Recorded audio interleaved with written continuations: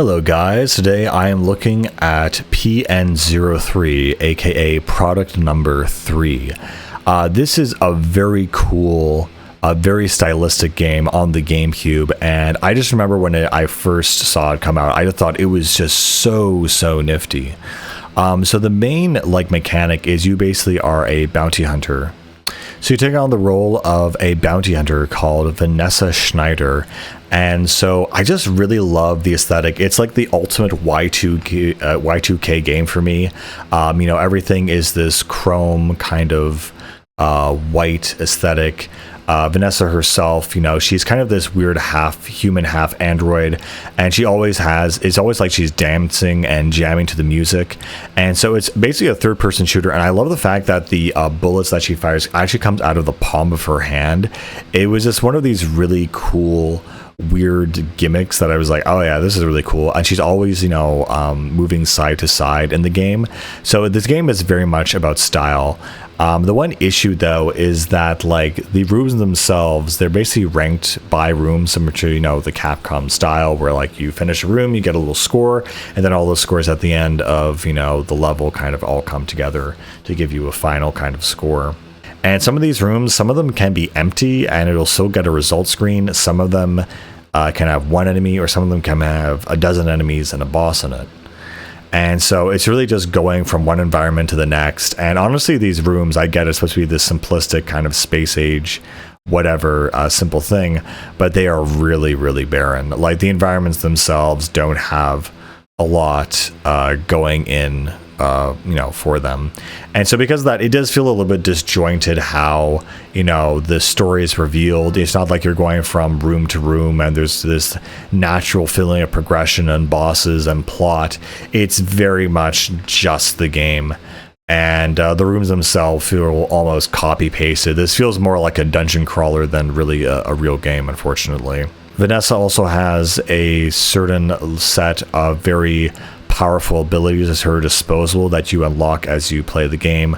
Some of these are things like almost like a giant fireball that's useful for taking on big bosses or groups of enemies altogether. Again, this is the game that you just saw in demo stores or as a demo in game stores, and you always thought, what the hell is that? That looks really cool. And it's a very simple action game. Again, it does not really have any significant story, and the game itself is not very long. The combat is honestly also pretty repetitive, but it's just about the mood or mode that you have going into this thing.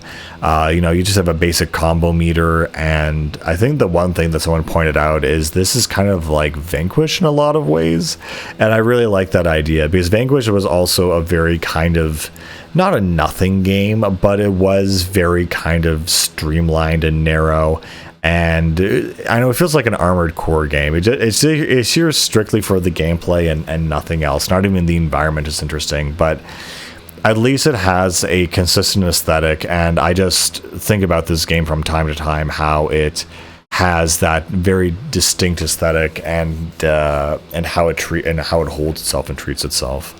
Again, the game is super streamlined. It's literally just a bunch of rooms, stapled together essentially, and you take on cool robots as you dance from side to side and shoot bullets and laser beams out of your arms.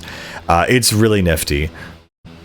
Also, Vanessa, she will dance and move if you do a more complicated move set or a very major attack. Again, some of these rooms, they just have one enemy in them, and it's very I don't know, underwhelming. I forgot what it was like to play a game that doesn't even have collectibles or things to find or alternative paths to go down. There's no exploration.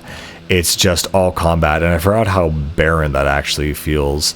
That being said, I still think this is a pretty decent game, and of course I did beat it, so it was good enough to keep me going till the end of it, essentially. And the soundtrack, of course, obviously helps. So this very techno, almost not exactly Eurobeat, but what I'm getting at. Anyway, this game is all kind of style. It does not have a lot of depth to it, unfortunately. There is some, kind of like side story where obviously your employer and contractor is kind of lying to you about exactly what needs to be done for the job, and it gets more and more dangerous. But that really never becomes a huge story point. It's just kind of like, okay, we'll just throw this in here at the last second to make it seem like there is a story. Some of the environments do change. I think at some point in the game you actually do go outside, but it's pretty much just more of the same. The bosses, again, are just bullet sponges because there's not much else you can do with it.